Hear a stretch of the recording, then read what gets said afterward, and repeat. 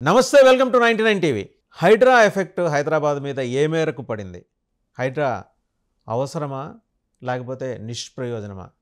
రెండు రకాల వర్షన్స్ ఉంటాయి. సహజంగా ఒక మార్పు తీసుకొచ్చే ప్రయత్నం జరిగినప్పుడు దాని మీద వ్యతిరేకత ఉంటుంది అలవాటు పడేదాకా. తర్వాత ఆ వ్యతిరేకతని డైజెస్ట్ చేసుకుంటుంది సమాజం. ఇప్పుడు డైజెస్ట్ చేసుకునే దిశగా హైదరాబాద్ సమాజం ఎదిగిందా లేకపోతే హైడ్రా ఇంకా ఏమన్నా తనని తాను రీడిఫైన్ చేసుకోవాల్సిన అవసరాలు ఉన్నాయా? ఇంకా దీంతోపాటు రియల్ ఎస్టేట్కి అనుబంధంగా ఉన్న బోల్డన్ అంశాల మీద సమగ్ర విశ్లేషణ అందించడానికి మనతో ఉన్నారు ఇన్వెస్ట్మెంట్ అనలిస్ట్ అనిల్ ఏకేవి గారు. నమస్కారం అనిల్ గారు. సో హైడ్రా అండి, నిజంగా అది రాగానే ఏదో పెనుభూతం మన మీద వచ్చేసింది, మెజిషియన్ మ్యాండ్రిక్ మన మీదకి అలా వదిలేశాడు అనే పద్ధతిలో ఒక సెక్షన్ బయలుదేరింది. మనం చూస్తూ వస్తున్నాయి సమాజాన్ని శతాబ్దాల తరబడి చూస్తున్నప్పుడు ఒక మార్పు వచ్చినప్పుడు దాని మీద విపరీతమైన ప్రతిఘటన వచ్చేస్తుంది. అంగీకరించదు సమాజం, డైజెస్ట్ చేసుకోవడానికి ఇష్టపడదు. హైడ్రా నిజంగా పాజిటివ్ రిజల్ట్స్ ఈల్డ్ చేస్తుంది, చేయబోతోంది అని మీరు విశ్వసిస్తున్నా. ఐ బిలీవ్ హైడ్రా మంచి మూవ్. యాక్చువల్లీ హైడ్రా మంచి పరిణామము. మొదట్లో హైడ్రా వచ్చిన కొత్తలో ఏదైనా సరే మార్పు అనేది జనరల్గా ప్రజలు దాన్ని డైజెస్ట్ చేసుకోవడానికి జీర్ణించుకోవడానికి కొద్ది ఇబ్బంది పడతారు. బట్ హైడ్రా అనేది చాలా అవసరం. హైడ్రా ఎందుకు అవసరం అనేది హైడ్రా ఇంకొంచెం విస్తృతపరచాలి. హైడ్రాని కేవలము ఎంక్రోచ్మెంట్స్ లేదా బ్యాక్ వాటర్ ఎంక్రోచ్మెంట్స్ని తర్వాత బఫర్ జోన్ వరకే హైడ్రాని పెట్టారు బేసికల్లీ. బట్ హైడ్రాలో ఇంక్లూజివ్ చేయాల్సిన పాయింట్స్ చాలా ఉన్నాయి. ఎస్పెషల్లీ హైదరాబాద్ రియల్ ఎస్టేట్లో అంటే హైదరాబాద్ ఆర్గానిక్ నుంచి ఇన్ఆర్గానిక్ గ్రోత్కి వెళ్ళిపోయింది. ఒకేసారి వర్టికల్ టేక్ ఆఫ్ అయింది లాస్ట్ 10 yearsలో. ఎస్పెషల్లీ మనం జనరల్గా ఉండే ఆర్గానిక్ గ్రోత్ చూసాం మనము తెలుగు రాష్ట్రాల్లో. ఉమ్మడి హారిజంటల్గా ఉండేది ఉమ్మడి రాష్ట్రంలో ఉన్నప్పుడు. తర్వాత మనం లాస్ట్ 10 yearsలో గత ప్రభుత్వం తీసుకున్న అద్భుతమైన చర్యలు, infra developments, great infra activities ఏవైతే ఉన్నాయో ఎస్పెషల్లీ నగరం మీద పెట్టిన ఫోకస్ వల్ల ఒక ఇన్ఆర్గానిక్ గ్రోత్లోకి వెళ్ళాం మనం. అది అన్ని నగరాలకు వర్తిస్తుంది, ఒక హైదరాబాద్ అనే కాదు. ఈవెన్ మీకు ముంబై కానివ్వండి, చెన్నై కానివ్వండి, బెంగళూరు, అలాగే Calcutta, especially Delhi region, north capital region, Gurgaon, Noida, Ghaziabad, ఇవన్నీ ఈ స్థాయిలోనే ఈ స్థాయి ఎదుగుదలనే మనం హైదరాబాద్లో చూసాము. ఒక స్థాయిలో వీళ్ళందరినీ దాటుకుని వెళ్ళిపోయాం మనం. ఎస్పెషల్లీ హైదరాబాద్లో జరిగిన ఇన్ఫ్రా యాక్టివిటీస్ ఏవైతున్నాయో చాలా అద్భుతమైన యాక్టివిటీస్. సో ఈ యాక్టివిటీస్ జరుగుతున్నప్పుడు న్యాచురల్లీ హైదరాబాద్ అనేది మొత్తము భారతదేశంలోనే మనకు ఒక లైమ్ లైట్లో ఉన్న నగరం. అందులో అద్భుతమైన శాంతి భద్రతలు ఉన్న నగరం. లా అండ్ ఆర్డర్, మనకు electricity, infra, water, drinking water, seepage system, at the same time MNC companies రావడము, అఫోర్డబుల్ లివింగ్, సెస్మోగ్రాఫిక్ కండిషన్స్ అన్నీ సేఫ్గా ఉండడము, మనకు ప్రకృతి సమతుల్యత. హైదరాబాద్ ఈజ్ ఒకప్పుడు it was prone to earthquakes. ఇప్పటికీ ఆ ప్రమాదం ఉందని అంటే Hyderabad never had any problems in terms of earthquakes. Light tremors అనేది మనకు ఎప్పుడైనా ప్రతి చోట్ల ఉంటుంది. సబ్సెప్టబుల్ ట్రెమర్స్ అనేది ప్రతి చోట్ల ఉంటుంది. ఈ మధ్యకాలంలో కూడా మనకి ఏదో సెస్మోగ్రాఫిక్ రికార్డ్స్ కనపడ్డాయి. బట్ అవన్నీ మోర్టాలిటీని సృష్టించే లేదా స్థాయిలో లేవు, డ్యామేజ్ సృష్టించే స్థాయిలో లేవు. ఆ ట్రెమర్స్ అన్ని నగరాల్లో వస్తాయి, అన్ని ప్రాంతాల్లో వస్తాయి. మీకు ఆ భూపురాల అడ్జస్ట్మెంట్స్ అనేవి భౌగోళికంగా ప్రతి భూమి మీద ఉన్న ప్రతి దేశంలో, ప్రతి నగరంలో, ప్రతి ఊర్లో జరుగుతూనే ఉంటుంది. కొన్ని గుర్తించగలుగుతాం, కొన్ని గుర్తించలేం. ఒకప్పుడు మనకేంటంటే గుర్తించకపోవడం కారణం ఏంటంటే మనకి హైరేజ్ అలాంటి అపార్ట్మెంట్స్ లేవు కాబట్టి గుర్తించే పరిస్థితి లేదు. ఈరోజు హైరేజ్ అపార్ట్మెంట్స్, పెద్ద పెద్ద బిల్డింగ్స్ ఉన్నాయి కాబట్టి పై ఫ్లోర్లో ఉండే వాళ్ళకు దాని తాలూకు ఇంపాక్ట్ ఉంటుంది. They feel the tremors definitely. So ఇవన్నీ చాలా రెగ్యులర్ థింగ్స్, ఇవన్నీ చాలా రెగ్యులర్గా జరిగే ప్రకృతి సహజ పరిణామాలు. అంత మాత్రాన మనకు దానివల్ల వచ్చేది లేదు. We are the most safest city in India in terms of natural ప్రకృతి పరమైన. హైడ్రా పుట్టినప్పటి నుంచి ఇప్పటి వరకు అండి ఈ స్వల్ప వ్యవధిలో సాధించిన రిజల్ట్ ఏమైనా ఉందా? ఉంది, ఎందుకు లేదు, ఉంది. హైడ్రా రిజల్ట్ సాధించింది. మనకేంటంటే ఎప్పుడైనా సమాజంలో ఏదైనా మార్పు జరిగినప్పుడు, ఎస్పెషల్లీ ప్రభుత్వం ఏదైనా కఠినమైన నిర్ణయాలు తీసుకున్నప్పుడు ఏమవుతుందంటే ఏదైనా విషయంలో జనరల్గా ఆ ఒక సెక్షన్ ఆఫ్ పీపుల్, అంటే ఎస్పెషల్లీ మేము బాధితులం అనుకునే వాళ్ళు ఎవరైతే ఉంటారో వాళ్ళు ఇబ్బంది పడతారు. అని అప్పటి వరకు ఉన్న లగ్జరీని అనుభవించే స్థాయిలో ఉండరు కాబట్టి ఖచ్చితంగా వాళ్ళు కొంచెం డిఫికల్టీ ఫీల్ అవుతారు. వాళ్ళు వోకల్ సెక్షన్ అవుతారు నార్మల్లీ. అది మొత్తం ప్రజలందరూ కూడా మా అందరికీ వర్తిస్తుంది, ఇదందరూ మాకేదో నష్టం జరిగింది అన్నట్టు ఒక మైండ్ సెట్లోకి వెళ్తారు. అది మళ్ళీ వారం, 10 రోజులు, నెల రోజులు, 3 నెలలకు అది సెటిల్ అయిపోతుంది. Okay, but when it comes to HYDRAA ఏదైతే ఉందో దాన్ని ఇంకొంచెం బృహత్తరం చేయాల్సిన అవసరం చాలా ఉంది. దాని పరిధిని, దాని స్కోప్ని పెంచాల్సిన అవసరం చాలా ఉంది. ఇంకా మనం చాలా మాట్లాడుకోవాలి when it comes to the activities, real estate activities, the good part and the bad part, and especially you have to speak about money laundering which has been happening, which has happened. Related అండి money laundering, it's something astonishing. మీరు అంటున్నారు real ఎస్టేట్కి money లాండరింగ్కి ఉన్న సంబంధం. Money laundering real ఎస్టేట్లో జరిగినంత money laundering బహుశా ఇంకా ఏ వ్యాపారంలో జరగదు. ఒక్క హైదరాబాద్ అనే కాదు, భారతదేశంలో అన్ని చోట్ల మనకు రియల్ ఎస్టేట్లో మనీ లాండరింగ్ ఉంటుంది. ఓకే, అది ఎలా ఉంటుంది అనేది దాని రూపాలు మార్చుకుంటూ వెళ్ళింది. ఒకప్పుడు మనీ లాండరింగ్ అనేది రియల్ ఎస్టేట్లో ప్రతిదీ క్యాష్ ట్రాన్సాక్షన్లు చేసుకునే వాళ్ళు, అది దాని వరకే మనం అనుకునే వాళ్ళం ఇది మనీ లాండరింగ్ అని. బట్ తర్వాత ఫ్రాడ్ యాక్టివిటీస్ ఏవైతే ఉన్నాయో పూర్తి స్థాయిగా విశృంఖలంగా జడలు విప్పుకుంది. సో అది మనము ముందు చర్చిద్దాం అది. బట్ ఆ మనీ లాండరింగ్ ఆస్పెక్ట్ చాలా పెద్దది. ఎస్పెషల్లీ దాని మీద ఎంతమంది బాధితులు ఉన్నారు, హైదరాబాద్ ఇమేజ్ని ఏ స్థాయిలో డ్యామేజ్ చేసింది మనీ లాండరింగ్ యాక్టివిటీ, ఎలాంటి వాళ్ళు కుబేరులు అయిపోయారు, పేద ప్రజల కడుపు ఎలా కొట్టారు, ఆడపిల్లలు ఉద్యోగాలు చేస్తూ కష్టపడి దాచిపెట్టుకున్న డబ్బుల్ని ఎలా మింగేశారు, తర్వాత హైదరాబాద్ ఇమేజ్ని ఎలా డ్యామేజ్ చేసింది, అది ఆర్గనైజ్డ్ సెక్టార్ని ఎలా హ్యాంపర్ చేసింది. One rotten Apple spoils the entire basket అనే సామెత మనకు తెలిసినట్టు, ఒక ఇద్దరు ముగ్గురు చెడ్డవాళ్ళ వల్ల మిగతా మొత్తం అందరు కూడా సఫర్ అయ్యే పరిస్థితి వచ్చింది. ఆర్గనైజ్డ్ రియల్ ఎస్టేట్ అయితే ఉందో ఈ అన్ఆర్గనైజ్డ్ వ్యక్తుల వల్ల, అంటే end in mind, back of mind వాళ్ళు వచ్చేదే ఒక ఫ్రాడ్ చేద్దామన్న ఇంటెన్షన్తో, డబ్బులు తీసుకొని పారిపోదామన్న ఇంటెన్షన్తో వస్తారు. అంటే అన్అప్రూవ్డ్ లేఅవుట్స్ చేయడము, లేదా ఈ లేఅవుట్ చేస్తాను దీని మీద ఎంత డబ్బులు ఇస్తాను అని ఏదో ఒక స్కీములు పెట్టడము, ₹1,00,00,000 మీరు మాకు ఇవ్వండి బైబ్యాక్ ఆఫర్ అని పెడతారు వాళ్ళు. బేసికలీ ₹1,00,00,000 ఇవ్వండి, మాది పేరున్న రియల్ ఎస్టేట్ కంపెనీ, మీకు సంవత్సరంలో ₹1,50,00,000 ఇస్తాము అనగానే కొంచెం మంది అమాయకులు ఎస్పెషల్లీ ఆశ ఉంటుంది వాళ్ళకు, పిల్లల పెళ్ళికో చదువులకో లేకపోతే దేనికోసమో దాచిపెట్టుకునే డబ్బులు, రిటైర్మెంట్ పెన్షన్ డబ్బులు. ప్రభుత్వ ఉద్యోగులు కూడా ఉన్నారు అందులో చాలామంది, డాక్టర్లు కానివ్వండి లేకపోతే ఎవరైనా కానివ్వండి, వీళ్ళందరూ కూడా వస్తుందన్న సహజ సిద్ధమైన ఆశతో వాళ్ళు వెళ్ళి అందులో ఆ కంపెనీస్లో ఆ బోర్డులలో ఎస్పెషల్లీ వాళ్ళకి డబ్బులు ఇవ్వడం, వీళ్ళు బోర్డులు మూసేయడము, పారిపోవడము ఇలాంటివి జరుగుతున్నాయి. కొంతమంది మీద కేసులు అయ్యాయి, కొంతమంది దొరకట్లేదు. ఎస్పెషల్లీ మధ్యవర్తులు ఎవరైతే ఉంటారో ది డిస్ట్రిబ్యూషన్, వాళ్ళు కూడా పాపం ఫుల్ టైం ఉద్యోగం అనుకుంటారు వాళ్ళు. చాలామందికి అందరికీ ప్రభుత్వ ఉద్యోగాలు ప్రైవేట్ ఉద్యోగాలు రావు. Lot of self employed people ఉంటారు, వాళ్ళకి ఇదో మంచి ఆపర్చునిటీ, ఇది ఒక ఆర్గనైజ్ సెక్టర్ రియల్ ఎస్టేట్ అనేది మంచి భూమిలో ఉంది బిజినెస్. సో ఇందులో రావడం వల్ల మా కుటుంబాన్ని మేము పోషించుకోవచ్చు, మా పిల్లల్ని మేము చదివించుకోవచ్చు, మా పిల్లలు పెళ్లి చేసుకోవచ్చు అని చెప్పి వాళ్ళకున్న 10 మంది పరిచయాలని నిరంతరం కష్టపడి పొద్దు నుంచి రాత్రి వరకు ఆ ప్యాంఫ్లెట్లు తీసుకొని మార్కెట్లో తిరిగి ఎవరో నలుగురు తగులితే వాళ్ళని తీసుకొచ్చి కంపెనీలో, ఇలాంటి కంపెనీలో డబ్బులు పెట్టించి వాళ్ళకి తెలియకుండా పాపం వాళ్ళు ఇబ్బందులు పడుతున్నారు. ఈ కంపెనీలు ఎవరైతే స్టార్ట్ చేశారో అంటే స్పెషల్లీ ఈ బైబ్యాక్ స్కీమ్స్ అని పెట్టి వాళ్ళు ఫోన్లు ఎత్తకపోవడం, వాళ్ళు దొరక్కపోవడం, వాళ్ళ ఆఫీసులు మార్చడం, వాళ్ళ లగ్జరీస్ లైఫ్, వాళ్ళు ప్రజల డబ్బుతో వాళ్ళ లగ్జరీ లైఫ్ ఎంజాయ్ చేస్తూ వీళ్ళ కడుపు కొట్టారు. సో ఇందులో ఈ 2-3 డికేడ్స్లో దాని డెన్సిటీ ఏ స్థాయికి వెళ్ళింది? చాలా తీవ్ర స్థాయిలో ఉంది.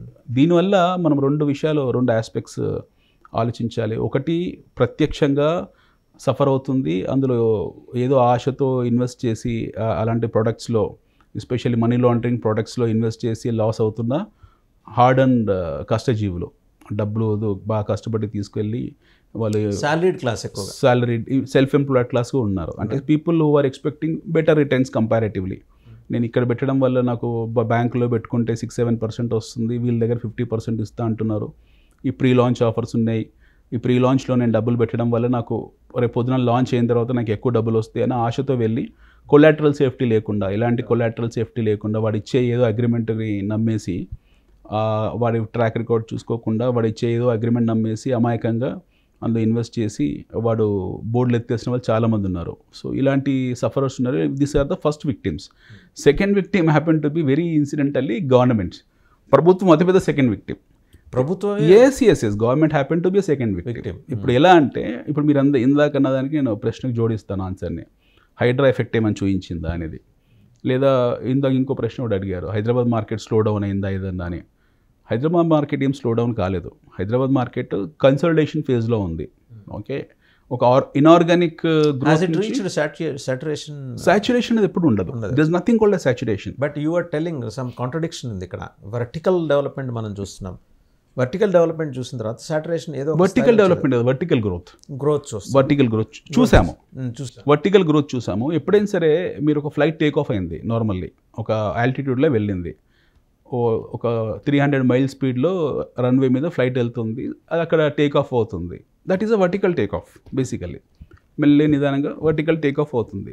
పైకి వెళ్ళిన తర్వాత ఒక 30,000 ఫీట్లోనో 40,000 ఫీట్లోనో అది స్టేబుల్ అవుతుంది. అది ఎయిర్ బౌండ్ కొంచెం జర్క్స్ ఉన్న స్టేబుల్ అవుతుంది.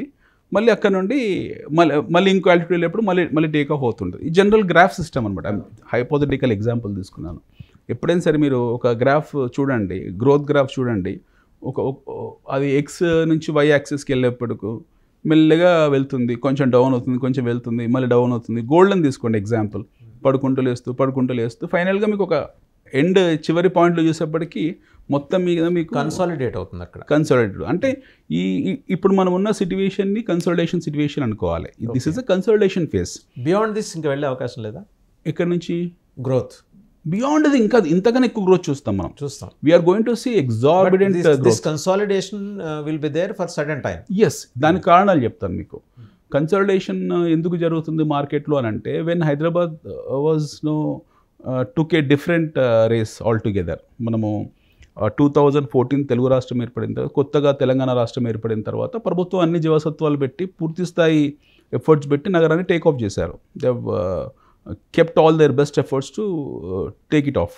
సో మీకు హైదరాబాద్లో లాట్ ఆఫ్ యాక్టివిటీస్ జరిగాయి, especially the infra activities. Road వెడల్పు చేయడము, సుందరీకరణ చేయడము. ఇప్పుడు మీ ఎగ్జాంపుల్ బయోడైవర్సిటీ పార్క్ చూడండి, లేదా మీకు కేబుల్ బ్రిడ్జ్ చూడండి. ఇవన్నీ this are the activities. So ఇలాంటి యాక్టివిటీస్ చాలా జరిగాయి. సో ఇన్ఫ్రా యాక్టివిటీస్ జరిగాయి. ఒకటి ది క్యాపిటల్ ఎక్స్పెండిచర్ జరిగింది హైదరాబాద్లో. దానివల్ల మీకు బ్యూటిఫికేషన్ జరిగింది, మంచి రోడ్స్ వచ్చాయి, ఇన్ఫ్రా వచ్చింది, వాటర్ వచ్చింది, పవర్, ఎలక్ట్రిసిటీ, సీమ్లెస్ పవర్ ఇవన్నీ ఉండడం, 24 hours పవర్ ఇవన్నీ ఉండడం ఒకటి. రెండోది మీకు law and order, wonderful law and order హైదరాబాద్లో, బ్యూటిఫుల్ లా అండ్ ఆర్డర్ మనది. ఇదొకటి.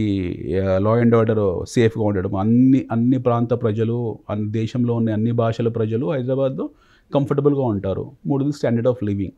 మనకు ఇక్కడ ఎవరైనా సరే ఎంత తక్కువ 100 రూపాయలు రోజు సంపాదించినా, 1,00,000 రూపాయలు సంపాదించినా వాళ్ళు హ్యాపీగా బ్రతకగలుగుతారు. You get food. Hyderabad is only place in India, మొత్తం భారతదేశంలో, where you get 100 rupees meals even today.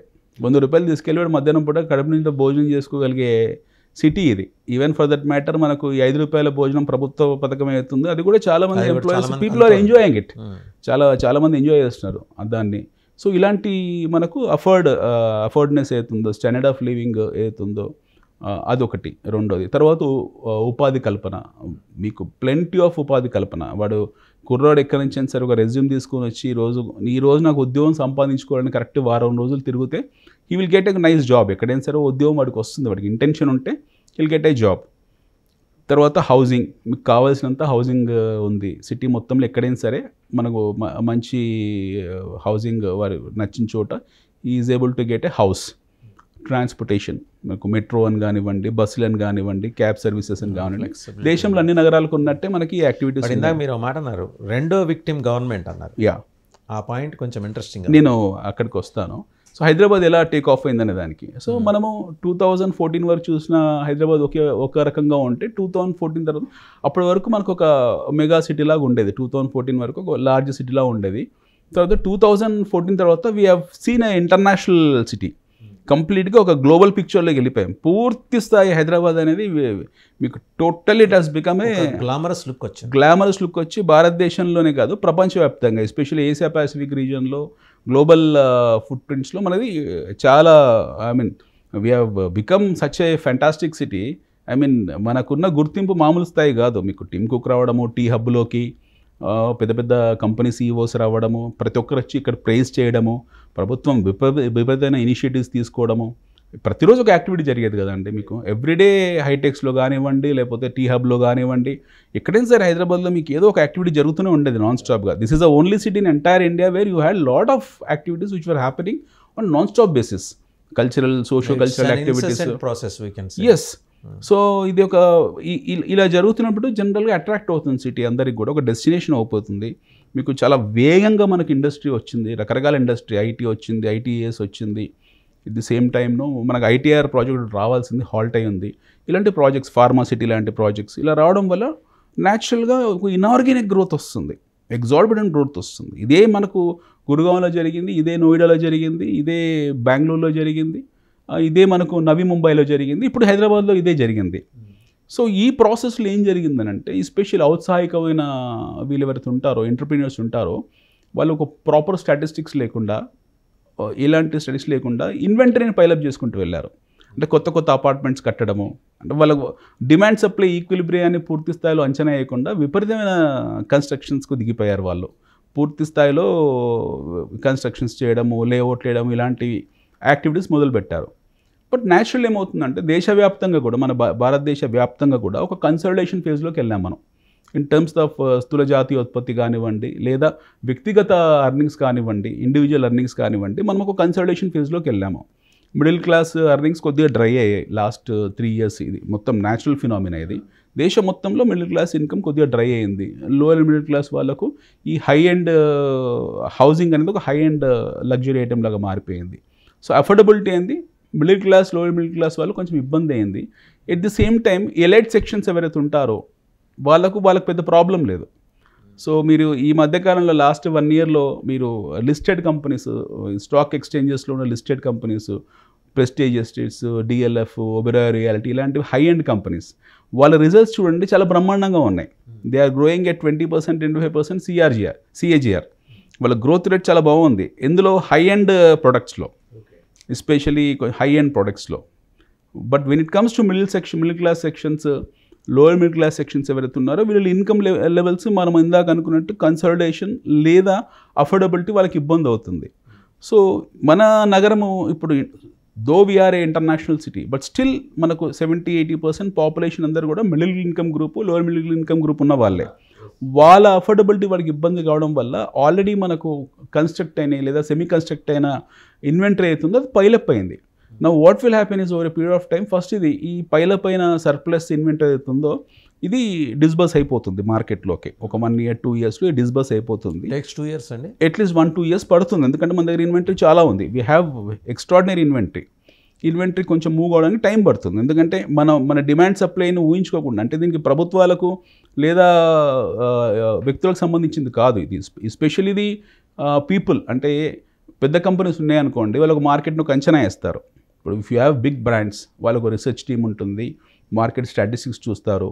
ఈ ఏదైనా ఏరియాలో ఒక కన్స్ట్రక్షన్ యాక్టివిటీ చేయాలంటే అక్కడ రిజిస్ట్రేషన్స్ ఎలా జరిగాయి, లాస్ట్ 10 years ట్రెండ్స్ ఎలా ఉన్నాయి, ఇవన్నీ ఎడ్యుకేట్ చేసుకుంటారు వాళ్ళు. అంటే they work on statistics. Basically వారు పూర్తి స్థాయిగా స్టాటిస్టిక్స్ పనిచేస్తారు. వాళ్ళ రీసెర్చ్ టీమ్స్ ఉంటాయి, వాళ్ళ ఫైనాన్షియల్ ఆడిట్స్ ఉంటాయి. వాళ్ళు కూర్చొని వాటిని అర్థం చేసుకుంటారు.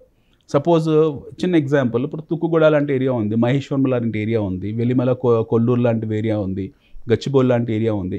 ఇక్కడ ఎవరైనా పెద్ద ఒక బ్రాండెడ్ కంపెనీ వచ్చింది, వాళ్ళు ఏదైనా ప్రాజెక్ట్ చేయాలనుకుంటున్నారు, వాళ్ళ టీం ఉంటుంది, వాళ్ళ స్టాటిస్టికల్ టీం ఉంటుంది. వాళ్ళు ఫస్ట్ దాన్ని అంచనా వేస్తారు. ఇక్కడ మార్కెట్ ఎంత ఉంది, ఇక్కడ బయింగ్ సెల్లింగ్ యాక్టివిటీ ఎలా జరిగింది, లాస్ట్ ఇయర్ ట్రెండ్స్ ఎలా ఉన్నాయి, ఇక్కడ ఎగ్జిస్టింగ్ ఎంప్లాయ్మెంట్ ఎంత ఉంది, ఫ్యూచర్ ఎంప్లాయ్మెంట్ ఎంత రాబోతుంది, ఇక్కడ అఫోర్డబిలిటీ ఎంత ఉంది, ఎట్ ది సేమ్ టైం ఇక్కడ డీప్ పాకెట్స్ ఉన్నారా లేరా, లేదా లో పాకెట్స్ ఉన్నారా లేరా, రిజిస్ట్రేషన్స్ ఎన్ని అవుతున్నాయి స్టడీ చేయాలి. వాళ్ళకు ఒక 30-40 పారామీటర్స్ ఉంటాయి. ఒక 30-40 పారామీటర్స్ని పూర్తి స్థాయిగా స్టడీ చేసిన తర్వాత then they will take a call. వీళ్ళు ఈ ఏరియాకు మనం ప్రాజెక్ట్లో వెళ్ళొచ్చా వెళ్ళకూడదా అనేది ఒక then they will take a call. And when they go with 100% hit rate. But మామూలు వ్యక్తులు పెడుతున్నారో, అంటే ఎక్కడో చోట వాళ్ళకు ఇంకో రకమైన వ్యాపారాల్లో బాగా సడన్గా డబ్బులు వచ్చేస్తుంటాయి. ఎవరో ఎక్కడో చోట ఏదో వాడికి ఏదో హాస్పిటల్ ఉంటుంది, కరోనా టైంలో 60-70 కోట్లు వచ్చాయి, ఆ డబ్బులు ఏం చేసుకోవాలో తెలియదు. లేదా ఎవరో వ్యక్తికి ఏదో వ్యవసాయంలో సడన్గా 40-50 కోట్లు వచ్చాయి, లేదా ఏ పొగాకు అమ్మాడు 30-40 కోట్లు వచ్చాయి, లేదా రొయ్యల చెరువులో 20 కోట్లు వచ్చాయి. ఇలాంటి వ్యాపారాల్లో సడన్గా స్పట్ అయిన మనీ అయితే ఉంటుందో ఆ మనీ వాళ్ళ దగ్గర సర్ప్లస్గా ఉన్నప్పుడు ఈ మార్కెట్ని చూసి భవిష్యత్తు కూడా ఇలాగే ఉంటుందని చెప్పేసి ఎలాంటి అంచనాలు, ఎలాంటి స్టాటిస్టిక్స్, ఎలాంటి స్టడీ, ఎలాంటి డ్యూ డిలిజెన్స్ చేసుకోకుండా ఎక్కడ పడితే అక్కడ వాళ్ళు అపార్ట్మెంట్స్ అని, కన్స్ట్రక్షన్ యాక్టివిటీస్ అని, విల్లాస్ అని వెళ్ళిపోయారు చాలామంది. సో అది వాళ్ళ స్వయంకృత అపరాధం మాట చెప్పాలంటే. ఇప్పుడు వాళ్ళకి తెలియకుండా అవగాహన లేకుండా వెళ్ళి విపరీతమైన కన్స్ట్రక్షన్ యాక్టివిటీస్ మొదలుపెట్టారు. At the same time demand supply already మనకి ఇన్వెంటరీ ఉంది, వీళ్ళు ఓవర్గా వెళ్ళారు కన్స్ట్రక్షన్ యాక్టివిటీకి. మార్కెట్లో రిక్వైర్డ్ అంటే మన జనాభా ఇప్పుడు ఆల్రెడీ లాస్ట్ 10 years జనాభా వాళ్ళకి కావాల్సినంత బయింగ్ యాక్టివిటీ చేశారు. కొత్త బయర్స్ రావాలంటే కొత్త ఇమిగ్రేషన్ జరగాలి, లేదా మైక్రో ఫ్యామిలీ సిస్టమ్ డెవలప్ కావాలి. సో ఈ ప్రాసెస్ జరగలేదు. It will take some time. మీకు అర్థమవుతుంది సార్ నేను చెప్పేది, it will take some time. So వీళ్ళు ఏమనుకుంటున్నారు, ఆ సమ్ టైం అనే దగ్గరే నాకు కొంత అండర్స్టాండింగ్. నేను I tell you that some time. ఇప్పుడు మన సిటీలో 10 ఏళ్ళు లేదు అంత టైం పట్టదు. ఇప్పుడు ఫర్ ఎగ్జాంపుల్ సిటీలో మనకు 1 కోటి జనాభా ఉంది. 1 కోటి జనాభాకు కావాల్సినంత ఇన్వెంటరీ మన దగ్గర ఆల్రెడీ 5-6 years బ్యాక్ ఇన్వెంటరీ తయారైంది. మార్కెట్లో ఒక ఇన్ఆర్గానిక్ గ్రోత్ వచ్చింది. ఇప్పుడు ఇందాక మీకు చెప్పిన సెగ్మెంట్ ఆఫ్ పీపుల్ అందరూ ఏం చేశారు, నేను ఒక 10 కోట్లు పెడితే నాకు 20 కోట్లు వస్తుందని చెప్పేసి వాళ్ళు ఎలాంటి స్టడీ చేయకుండా, ఎలాంటి రీసెర్చ్ టూల్స్ ఇన్వెస్ట్మెంట్ పెట్టేశారు. వచ్చేసి వాళ్ళు విచ్చలవిడి ఎక్కడ పడితే అక్కడ, ఏ సందులో పడితే ఆ సందులో, ఏ ఊర్లో పడితే ఆ ఊర్లో ఈ కన్స్ట్రక్షన్ యాక్టివిటీస్ దిగిపోయారు. మార్కెట్లో మన 1 కోటి మంది జనాభాకు సరిపోయిన ఒక 10% సర్ప్లస్ ఇన్వెంటరీ ఉన్నప్పుడు వీళ్ళు వచ్చేసి దాన్ని 150% సర్ప్లస్ చేశారు. 1 కోటి మంది సరిపోయిన ఇన్వెంటరీలో వీళ్ళు ఆల్రెడీ అడ్జస్ట్ అయ్యి ఉన్నారు, మీరు సర్ప్లస్ ఇన్వెంటరీ క్రియేట్ చేశారు. ఇప్పుడు మీకు బయింగ్ యాక్టివిటీ జరగట్లేదు.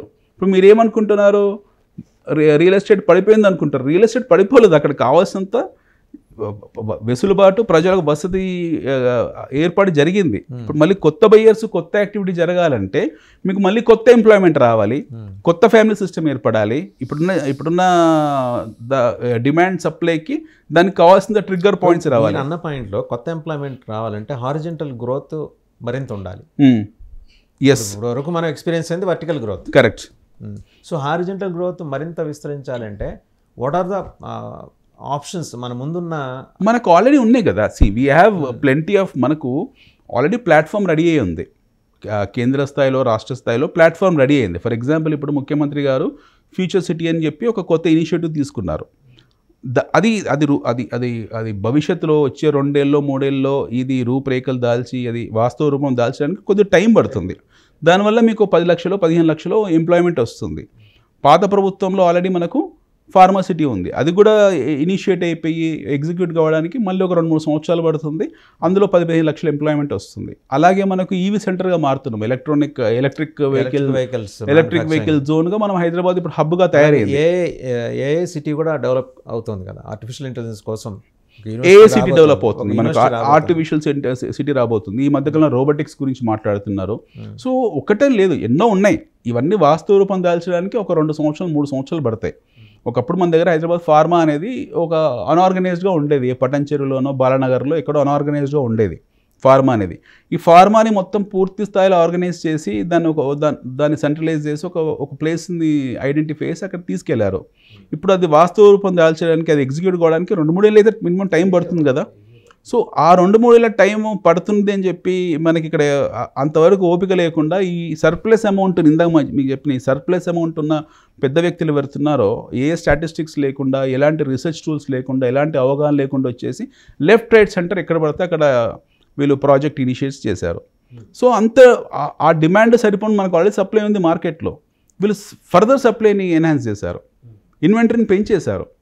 ఇన్వెంటరీని పెంచేసి మార్కెట్ స్లో డౌన్ అయింది అంటున్నారు. కానీ 1 కోటి మంది జనాలకు సరిపోయిన సర్ప్లస్ అంటే ఆల్రెడీ ఇన్వెంటరీ ఉంది. మీరు 2 కోట్ల మంది తయారు చేసి పెట్టారు. లైక్ అందరికీ అర్థమయ్యేట్టు చెప్పుకోవాలంటే ఒకటి ఇంటేక్ ఒక 100 grams అంటే వాడికి బలవంతంగా 500 grams ఇంటేక్ పెట్టే పరిస్థితి, అంటే ఇండేషన్ అవుతుంది అప్పుడు.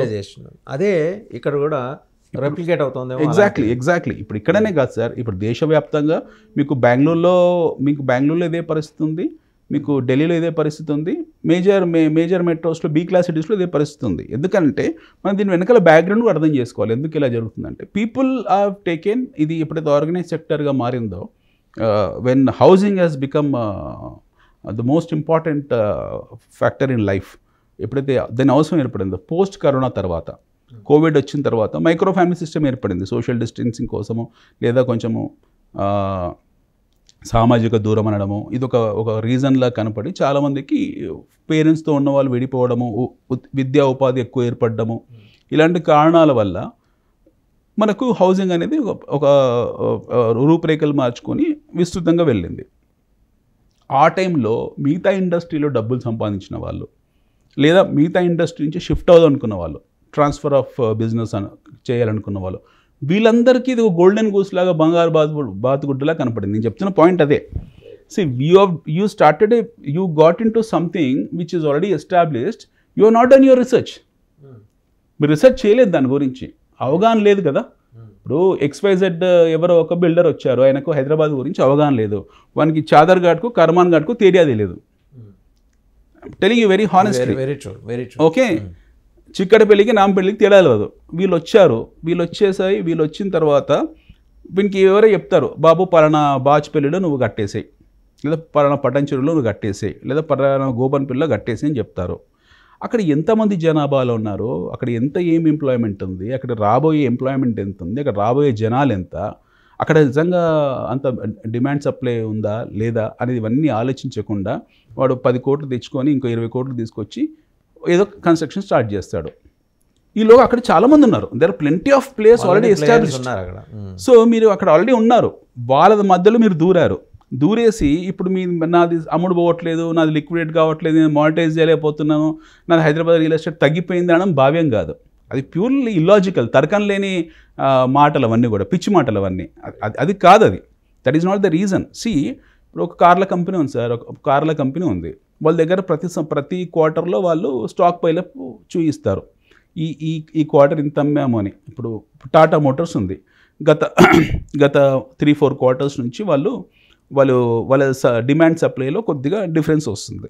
ఎందువల్ల అంటే వాళ్ళ దగ్గర స్టాక్ పైలప్ ఉంది. వాళ్ళ కస్టమర్స్ ఎవరైతే ఉన్నారో, వాళ్ళ న్యాచురల్ కస్టమర్స్ ఎవరైతే ఉంటారో రెగ్యులర్గా ఆ బ్రాండ్ ఆ పర్టికులర్ ప్రోడక్ట్ వైపు వెళ్ళాలనుకున్నాను, వాళ్ళు బై చేసుకున్నారు. కొత్త బయర్స్ రావడానికి మీకు ఇంకొక క్వార్టర్ 2 క్వార్టర్స్ టైం పడుతుంది. ఈలోగా మీ దగ్గర స్టాక్ పైలప్ ఉంటుంది. అంత మాత్రం ఆటో ఇండస్ట్రీ పడిపోవడమో లేకపోతే కాదు కదా, లేదు. ఎందుకంటే మీరు ఎక్సెస్ ప్రొడ్యూస్ చేశారు. మళ్ళీ రేపు పొద్దున బయర్స్ వస్తారు, మళ్ళీ డిమాండ్ సప్లై పెరుగుతుంది, ఆటోమేటిక్గా డిమాండ్ పెరిగినప్పుడు మీకు సప్లై పెరుగుతుంది, అది మ్యాచ్ అయిపోతుంది.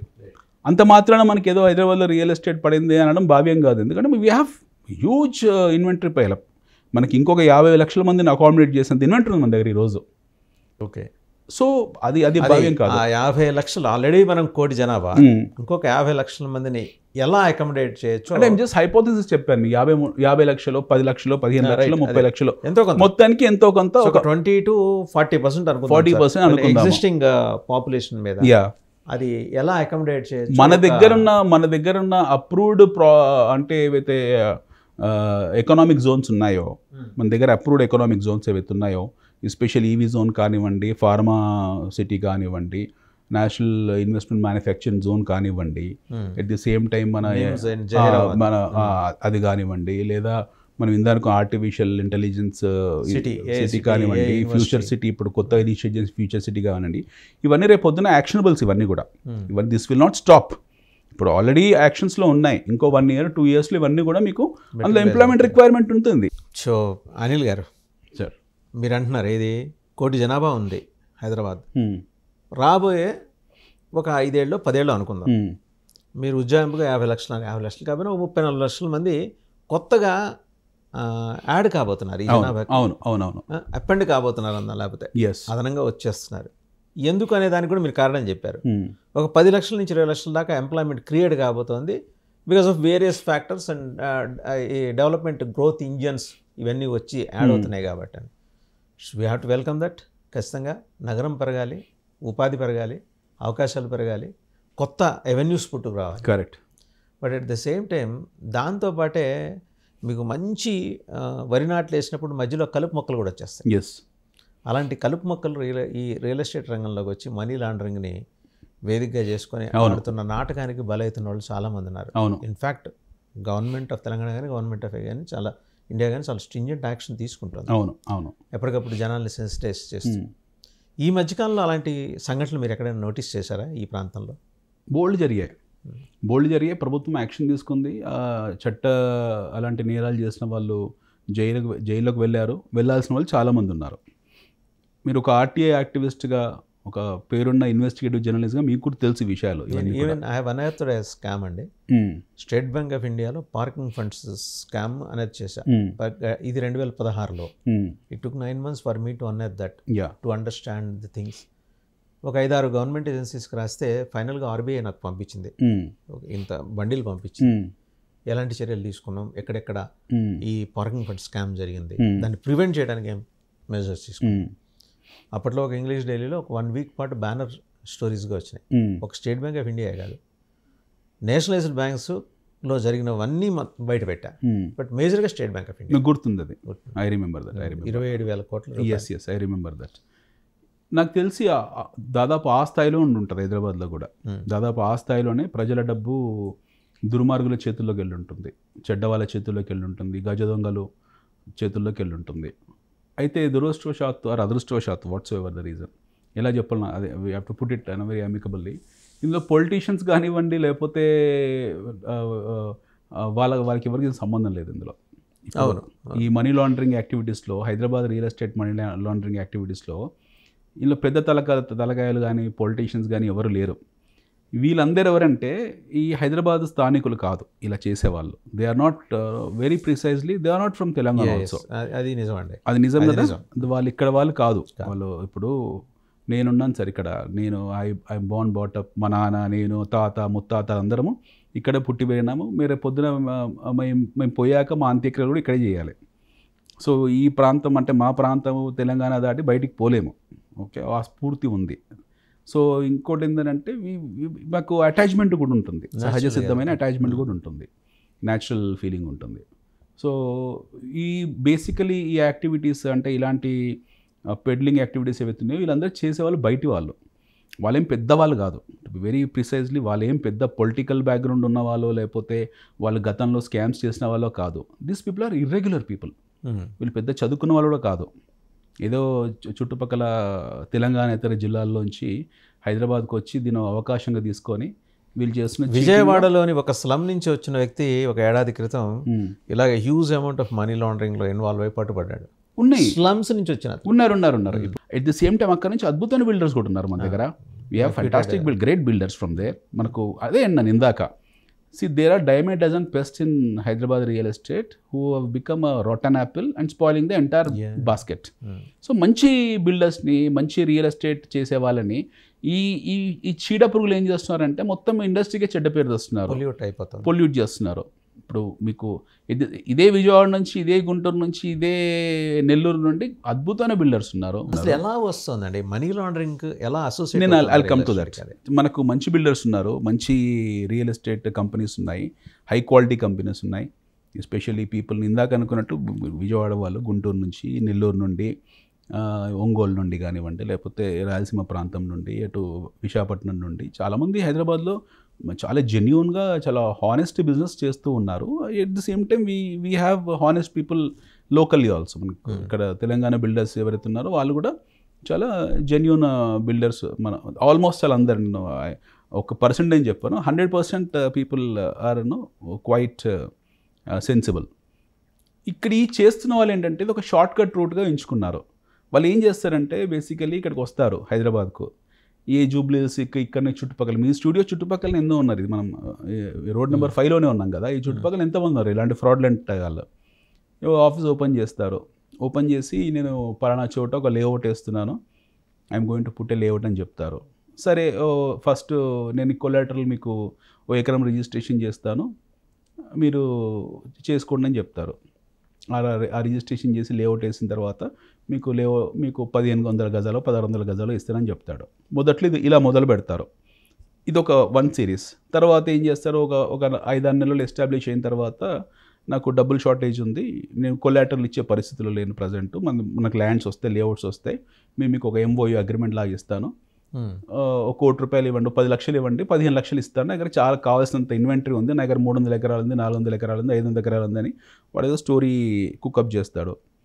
చేసిన తర్వాత ఈ వ్యక్తులు ఎవరైతే ఉంటారో, జనరల్గా అమాయకులు ఎవరైతే ఉంటారో వెళ్తారు అక్కడికి. వెళ్ళి వాళ్ళు సరే వీడి దగ్గర ఎస్టాబ్లిష్ అయ్యాడు కదా, 1.5 వస్తుందని చెప్పేసి అమాయకంగా పెడతాడు.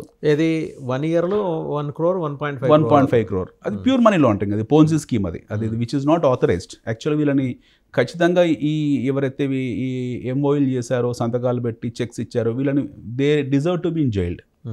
ఓకే, నేను చట్టాలు చెప్తాను మీకు ఎలాంటి చట్టాలు ఉన్నాయి వాటికి. మనకి ఎలా, ఇప్పుడు మీరు అడిగిన ప్రశ్న మౌలికంగా ఏంటి, తెలంగాణ ప్రభుత్వానికి ఎలా నష్టం జరుగుతుంది, ఎలా జరుగుతుంది, అక్కడికి వస్తున్నాను పాయింట్. సో ఇలా అనాథరైజ్డ్గా అన్అప్రూవ్డ్ బిజినెస్ ఏదైతే ఉందో వీళ్ళు జనాల నుంచి కొన్ని వందల వేల కోట్లు కలెక్ట్ చేస్తుంటారు. మనకు తెలియదు ఎంతమంది లెక్కలు ఎంతమందో తెలియదు. ఒక స్పెషల్ ఇన్వెస్టిగేటివ్ టీం ఒక ఐజీ స్థాయిలో పెట్టి ముఖ్యమంత్రి గారి చొరవ తీసుకొని రాష్ట్ర ప్రభుత్వం జరుగుతున్న నష్టాన్ని గుర్తించి వాళ్ళు ఒక స్పెషల్ ఇన్వెస్టిగేటివ్ టీం పెట్టి ఒక స్పెషల్ ఆపరేషన్ డ్రైవ్ చేస్తూ దీన్ని హైడ్రాలో ఇంక్లూడ్ చేసి పెడితే మీకు ఐ ఛాలెంజ్ మీకు చెంచల్గూడ జైలు సరిపోదు, మీకు సరిపోదు. అలాంటి ఒక 4-5 జైలు కట్టాల్సి ఉంటుంది కొత్తగా. ముందు అవి కట్టుకున్న తర్వాత హైడ్రా ముందు అది కట్టిన తర్వాతనే వీళ్ళు యాక్షన్ తీసుకోవాలి. ఎందుకంటే అంత రోక్స్ ఉన్నారు. Those kind of pests are there in Hyderabad. వీడు ఆ డబ్బులు తీసుకుంటాడు, వీడు ఒక బెంచ్ కారు కొనుక్కుంటాడు, 7 సిరీస్ ఇల్లు కట్టుకుంటాడు, వాడు నాకు ఈ సినిమా హీరో తెలుసు అంటాడు, నాకు వాడు తెలుసు అంటాడు, వీడు తెలుసు అంటాడు. వాడితో మొత్తానికి ఏదో బిల్డప్ ఇచ్చేసి 4-5 ఆఫీసులు ఓపెన్ చేసుకుంటాడు. ఇంకా తర్వాత వీడికి ప్రెషర్ ఎప్పుడైతే మౌంట్ అవుతుంటుందో జనాల నుంచి, ఇప్పుడు అక్కడ రైతులకు రిజిస్ట్రేషన్ చేయడు, నేను డబ్బులు ఇస్తా అని చెప్పి కొలెటర్లు అని చెప్పి అక్కడ రైతులకు రిజిస్ట్రేషన్ చేయడు ఒకటి. రెండోది డబ్బులు ఎవరి దగ్గర తీసుకుంటాడో దుర్వినియోగపరుస్తాడు. ఇప్పుడు పలానా రైతుకు నేను డబ్బులు ఇస్తా అని చెప్పి, వాళ్ళు తెలంగాణ రైతులే. ఇప్పుడు ఒక ఏరియా ఉంది ఫర్ ఎగ్జాంపుల్, ఆ ఏరియాలో 20 రిజిస్ట్రేషన్లు చేశాడు, 20 ఎకరాలు చేశాడు. తర్వాత మిగతా రైతులు అందరూ నమ్ముతారు, వీడు ఆల్రెడీ 20 చేశాడు కదా, ఇంకో 20-30 చేశాడని చెప్పేసి వాడికి ముందే ల్యాండ్ ఇస్తారు. అడ్వాన్స్ కింద 5 లక్షలు 10 లక్షలు భయాన కింద 20 లక్షలు ఇచ్చి, ఎకరం సపోజ్ 50 లక్షలు అనుకుందాము, 20 లక్షలు ఇచ్చి మిగతా 30 లక్షలు తర్వాత ఇస్తా అని చెప్పేసి ఈ ₹1 కోటి ఎవడైతే ఇస్తా అన్నాడో 150 బైబ్యాక్ స్కీమ్లో వీడి దగ్గర డబ్బులు తీసుకుంటాడు. వీడు సొంతాన్ని వాడుకుంటాడు దాన్ని. అక్కడ రైతులకు ఎగ్గొడతాడు. అక్కడ తెలంగాణ రైతులు నష్టపోతున్నాడు, ఇన్వెస్ట్ చేసిన అతను నష్టపోతున్నాడు, అక్కడ రైతులు నష్టపోతున్నాడు, మోసపోతున్నాడు. వీడు ఇదైతే దుర్మార్గంగా మోసపోతున్నాడు, అక్కడ రైతు కూడా నష్టపోతున్నాడు. సో రైతులను కడుపు కొడుతున్నారు, ఇక్కడ వీళ్ళని కడుపు కొడుతున్నారు. దీనివల్ల తెలంగాణ ప్రభుత్వానికి ఎలాంటి నష్టం అని అంటే డెఫినెట్గా నష్టం కాదా. మీకు దాదాపు ఎన్ని వందల కోట్లు ఉన్నాయి, ఎన్ని వేల కోట్లు ఉన్నాయి మాకు తెలియదు. ఇలాంటి ఎంతమంది ఉన్నారో హైదరాబాద్లో తెలియదు. You don't know. For that RERA ఉంది కదా సార్, అక్కడికి వస్తుంది. I come to that. మీకు అక్కడ పటంచేరు కూకట్పల్లి నుంచి మొదలు పెడితే ఈ జూబ్లీహిల్స్ రోడ్ నెంబర్ 5, ఈ బంజారాహిల్స్, ఇవన్నిట్లో కూడా మీకు ప్రతి చోట ఈ ఆఫీసులు ఉన్నాయి, ఇలాంటి ఆఫీసెస్ ఉన్నాయి. వాడు బెంచ్ కార్లో తిరుగుతాడు హ్యాపీగా, వాడు ఇల్లు కొనుక్కుంటాడు, వాడు లగ్జరీ లైఫ్ ఎంజాయ్ చేస్తాడు, విదేశాలకు పోతాడు, కొత్త ఆఫీస్ ఉన్నాడు, కొత్త వ్యాపారం అంటాడు. కొంతమంది ఎస్సీజెడ్ పెడతా అంటే డైరెక్ట్గా ఈ స్థాయికి వెళ్ళి ఫ్రాడ్లెంట్ యాక్టివిటీస్ చేస్తున్న వాళ్ళని, వీళ్ళకి ఏం బ్యాక్గ్రౌండ్ లేదు, వీళ్ళకి ఏ పొలిటికల్ అండదండలు లేవు, లేదా వీళ్ళకి ఎవరు సపోర్ట్ చేసే వాళ్ళు కూడా లేదు. వాడు జస్ట్ ఒక బోర్డు పెట్టుకొని నా ఫస్ట్ 10-15 ఎకరాలు రిజిస్ట్రేషన్ చేసి తర్వాత నాకు వీడు తెలుసు వాడు తెలుసు అని చెప్పుకొని ప్రజలను మోసం చేయడమే ఈ మనీ లాండరింగ్ యాక్టివిటీలో. ప్రభుత్వం ఎలా నష్టపోతుంది అని అంటే, ఒకటి ఈ నష్టపోయిన వ్యక్తులు ఎవరుతున్నారో, సపోజ్ అనుకుందాం తెలంగాణ ప్రభుత్వం ఒక 1000 కోట్లు నష్టపోయింది అనుకుందాం, ఎక్కువ ఉంటుంది, 1000 కాదు 10-15 వేల కోట్లు ఉంటుంది. ఈ 1000 కోట్లు 2000 కోట్లు జెన్యూన్గా ఇతను ఏ అపార్ట్మెంట్లోనో, ఏ ఇండిపెండెంట్ హౌస్లోనో, ఏ అప్రూవ్డ్ ప్రాజెక్ట్లో పెట్టాల్సిన డబ్బులు అవి. జెన్యూన్గా రియల్ ఎస్టేట్ చేస్తున్న వ్యాపారవేత్తలు ఎవరుతున్నారో, రియల్ ఎస్టేట్ వాళ్ళు జెన్యూన్గా కష్టపడి రాత్రింబగల్లో కాలో చెప్పుల రిపేర్లా తిరిగి ఆఫీసుల చుట్టూ DTCP అప్రూవల్, రేరా అప్రూవల్స్ తెచ్చుకొని లేఅవుట్లు వేసిన వాళ్ళు ఉన్నారు. కష్టపడి బిల్డింగ్లు కట్టి, అపార్ట్మెంట్లు కట్టి, బ్యాంకుల నుంచి మాట్లాడుకొని రుణాలు ఏర్పరిచి, లోన్లు ఏర్పరిచి అమ్మే బిల్డర్స్ ఉన్నారు. వీళ్ళని కాదని ఈ ఫ్రాడులెంట్ యాక్టివిటీస్ ఎవరైతే చేస్తున్నారో పెడ్లర్స్, వీళ్ళ దగ్గరికి మనీ పార్క్ అయిపోయింది. రైట్, వీళ్ళ దగ్గర మనీ పార్క్ అయిపోయింది. వీడికి GST ఉండదు, TDS ఉండదు, షాప్స్ అండ్ ఎస్టాబ్లిష్మెంట్ అది ఉండదు. అసలు వాడెవడో బయట ప్రపంచానికి వాడెవడో బయట ప్రపంచం తెలియదు. మీరు వెళ్ళి ఒకసారి రైడ్ చేయండి, వాడు ఒక సిట్, ఒక స్పెషల్ ఇన్వెస్టిగేటివ్ టీం పెట్టి వెల్త్ బయటపడుతుంది, భయంకరం వెల్త్ బయటపడుతుంది మీకు. దాన్ని మొత్తం జప్తీ చేసేయాలి. వాళ్ళు ఎక్కడెక్కడ బినామీగా పెట్టారో, వాళ్ళు ఎక్కడెక్కడ వాళ్ళ భార్యల పేరు మీద, వాళ్ళ తండ్రుల పేరు మీద, వాళ్ళ సొంత ఊర్లో తరలించారో ఆ డబ్బులన్నీ వసూలు చేసి వీళ్ళకి ఇచ్చేయాలి. మీరు ఆక్షన్లో పెట్టేసి ప్రజలకు న్యాయం చేయాలి. ఇప్పుడు అగ్రిగోల్డ్లో మీరు ఎలా చేశారో అలాంటిది ఇక్కడ చేయాలి. What ever you have done at for AgriGold, అది నిజంగా నాకు దాని గురించి అవగాహన లేదు, అగ్రిగోల్డ్ గురించి అవగాహన లేదు. బట్ ఇక్కడ జరుగుతుందని పట్ల నాకు పూర్తి స్థాయి అవగాహన ఉంది. సో వీళ్ళ ఆస్తులు జప్తు చేయాల్సి ఉంటుంది, వీళ్ళ పోన్జీ స్కీమ్స్ని ఆపాల్సి ఉంటుంది. ప్రభుత్వం ఖచ్చితంగా హైడ్రా కన్నా భారీ స్థాయిలో వీళ్ళ మీద యాక్షన్ చర్యలు తీసుకోవాలి. ఒకటి, ప్రజల సొమ్ము జెన్యూన్గా ఒక బిల్డర్ దగ్గరికి, ఇప్పుడు అలాంటి బిల్డర్స్ ఉన్నారు, వాళ్ళు ఎంత కష్టపడితే అది కట్టుంటారు, హై రైజ్ అపార్ట్మెంట్, అందులోకి వెళ్ళాల్సిన డబ్బు అది. అందులోకి వెళ్ళకుండా ఎవడో దొంగ దగ్గరికి డబ్బు వెళ్ళింది, వాడు దాన్ని అన్యాయం చేశాడు ఈ ప్రజలని. వీళ్ళు నష్టపోతున్నారా? ఈ బిల్డర్స్, అపార్ట్మెంట్స్ ఎవరుతున్నారో రేట్ ఎలా ఉంది సార్ వీటికి? I'll come to that point sir. వీళ్ళు నష్టపోతున్నారా? ఓకే, ఇది వన్ ఆఫ్ ద ఫ్యాక్టర్. మీరు అన్నదానికి ఆక్యుపెన్సీ రేట్ ఎందుకు లేదంటే ఓ 10,000, 12,000, 15,000 కోట్ల స్కామ్ జరిగినప్పుడు వాళ్ళకి ఎక్కడ సేల్ అవుతుంది సార్? వాళ్ళకి పాపం వాళ్ళు ఎక్కడ అవుతుంది చెప్పండి? అక్కడికి వెళ్ళాల్సిన డబ్బు ఈ దొంగల చేతిలోకి వెళ్తుంది. రెండోది వీళ్ళు నష్టపోయారు. ప్రభుత్వానికి ట్యాక్స్ల రూపంలో, రిజిస్ట్రేషన్స్ రూపంలో రావాల్సిన డబ్బులు కొన్ని 100 కోట్లు, hundreds of crores, probably thousands of crores also, అవి ప్రభుత్వం నష్టపోతుంది. సో ఇందులో మనం అనుకున్నట్టు ఇవి ఏంటంటే భారీ స్థాయి స్కామ్ జరిగినప్పుడు మీకు పేర్లు బయటపడతాయి. ఇప్పుడు నీరవ్ మోడీ స్కాము, విజయమాల్యా స్కామే జరిగితే పేర్లు పడతాయి. 500, 1000 కోట్లు స్కాములు పెద్ద స్కాములా చూడట్లేదు ఈ దేశంలో, ముఖ్యంగా మన హైదరాబాద్లో. సో ఇలాంటి వాళ్ళు మీకు తలా ఒక 500 కోట్లు మింగినా సరే మీకు 10 మంది ఈజ్ ఈక్వల్ టు 5,000 కోట్లు. ఖచ్చితంగా హైదరాబాద్లో ఇలాంటి వాళ్ళు మీకు 100 మంది వెళ్తారు. మినిమం 500 కోట్ల నుంచి 1000 కోట్లు వసూలు చేసిన వాళ్ళు మీకు 100 మంది వెళ్తారు. ఒక సీరియస్ కమాండ్ అండ్ కంట్రోల్లో వీళ్ళు యాక్షనబుల్ తీసుకొని మీరు అంటే around 1 lakh crores unaccounted money. 1 lakh నాకు కరెక్ట్ ఫిగర్ తెలియదు, అరౌండ్ అంటున్నా, ఉజ్జాయింపు అంటున్నా. లేదు అంత ఉండకపోవచ్చు. 10,000 కోట్లు ఖచ్చితంగా ఉంటుంది. 10,000 కోట్లు ఖచ్చితంగా ఉంటుంది. 10,000 కోట్ల మీద రిజిస్ట్రేషన్ అన్నా కూడా మీకు ఎంత తక్కువ స్థాయి వేసుకున్న 12% అన్నా కూడా 1,200 కోట్లు మీకు ప్రభుత్వానికి నష్టం జరిగింది. తెలంగాణ ప్రభుత్వానికి 1,100-1,200 కోట్లు, 2,000 కోట్లు ఇన్ టర్మ్స్ ఆఫ్ రిజిస్ట్రేషన్ నష్టం జరిగింది. రిజిస్ట్రేషన్ ఇన్కమ్ పోయింది. ఓ 10,000 కోట్ల దాకా వీళ్ళ డబ్బు కష్టార్జితం పెడుతుంది, వీళ్ళు మునిగిపోయారు పేద ప్రజలు. రైతు నష్టపోయాడు. ఇక్కడ రైతు నష్టపోయాడు, తెలంగాణ రైతు నష్టపోయాడు. తెలంగాణ కోసం ఉద్యమాలు చేసిన విద్యార్థులు ఎవరైతే ఉన్నారో ప్రాణత్యాగాలు చేసి తెలంగాణ ఏర్పరిచి పెద్ద పెద్ద ఉద్యమాలు చేసి రైతులందరూ పాల్గొని ఇన్ని చేసి ఇంత కష్టపడి దాని తర్వాత ప్రభుత్వం ఎన్నో కార్యక్రమాలు చేసి ఎన్నో మంచి చర్యలు చేపట్టి ఆ భూముల ధర పెరిగిన తర్వాత వాడెవడో వచ్చి కొట్టుకుపోతున్నాడు దాన్ని. ఇంకా ఈ ఉద్యమ స్ఫూర్తి తిన్నట్టే కదా ఇక్కడ. సో ఇది చాలా మీరు చూడండి లింకులు అన్ని తీయండి. You have to take an action. ఇది డ్రగ్ పెడ్లర్కు ప్రాస్టిట్యూషన్ ర్యాకెట్ చేసేవాడికి, తర్వాత ఈ మత్తు మందులు అమ్మే వాళ్ళకు వీళ్ళకేం తేడా లేదు. You have to take an action on them.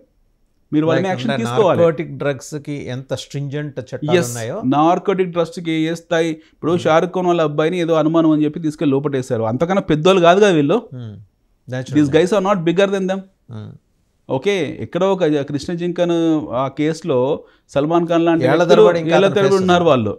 ఇదైతే మిడ్ డే ఫ్రాడ్ కదండి. ఇందులో ఆడపిల్లల పెళ్ళి ఆగిపోతున్నాయి ఈ ఫ్రాడ్ లో. తెలంగాణ గ్రోత్ పర్టికులర్ హైదరాబాద్ మరి చెన్నారెడ్డి గారి దగ్గర నుంచి మాట్లాడుకోవాలి, ఆయన దగ్గర నుంచి మాట్లాడుకోవాలి. ఎస్, వాళ్ళ కాంట్రిబ్యూషన్, అందరి కాంట్రిబ్యూషన్ ఉంది. ఒకళ్ళని మనం ఒక్కరని కాదు సార్, మీకు చెన్నారెడ్డి గారి కాంట్రిబ్యూషన్ ఉంది. మానవ వనరులు అక్కడి నుంచి మొదలు పెడితే ఐఎమ్ టెలింగ్ యూ, మీకు తర్వాత వైఎస్ఆర్ గారి కాంట్రిబ్యూషన్ ఉంది, మన చంద్రబాబు గారి కాంట్రిబ్యూషన్ ఉంది, యూ హ్యావ్ కిరణ్ కుమార్ రెడ్డి గారి కాంట్రిబ్యూషన్ కూడా ఉంది. ఎందుకంటే ఆయన కూడా క్లీన్ హైదరాబాద్లో అప్పుడు మీటింగ్స్ అయినప్పుడు హైదరాబాద్ బ్యూటిఫికేషన్ కోసం ఆయన కూడా కష్టపడ్డారు. హుస్సేన్ సార్ క్లీనింగ్ కోసము అందులో ఉన్న ఏదో చేయించారు.